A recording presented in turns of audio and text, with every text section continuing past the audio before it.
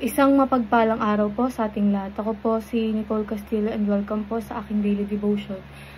So, ang topic po natin ngayon is session. So, in Christian theology, sessions refers to Christ's enthronement of God's right hand after his ascension, signifying his finished work of redemption, absolute authority, and victorious reign over all creations. From his exalted positions, he rules as king and intercedes of his people, ensuring their ultimate triumph. Christ's sessions declare his sovereignty and guarantees the believer's victory through his power and eternal kingship. So, ayon po sa Psalm chapter 110 verse 1, the Lord says to my Lord, sit at my right hand until I make you your enemies a footstool for your feet.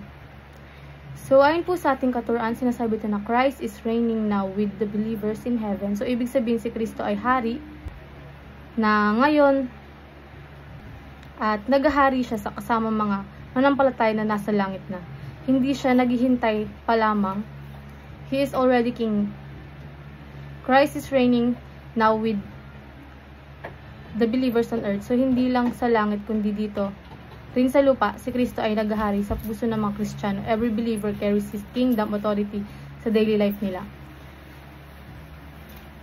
Next is, Christians are sent on a mission to make earth like heaven. So, mission natin bilang mga Kristiyano ay gawing mas katulad ng langit ang mundo. Ibig sabihin, ipakita ang love, justice, peace, at presence ni God sa lahat ng lugar na pinapadala niya tayo.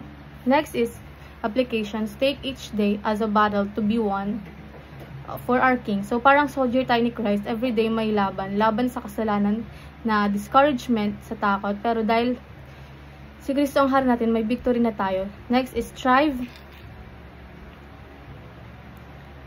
in life rather than merely survive. So, hindi lang tayo nilikha para mag-get by o mag-survive lang. We are called to live with purpose, joy, and strength dahil anak tayo ng hari.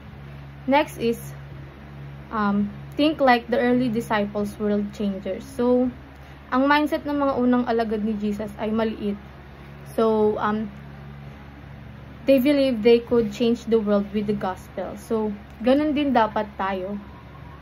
Huwag maliit ang tingin sa sarili kung kasama natin ang King of Kings, which is ang ating Panginoong Diyos. And alam po, maraming salamat.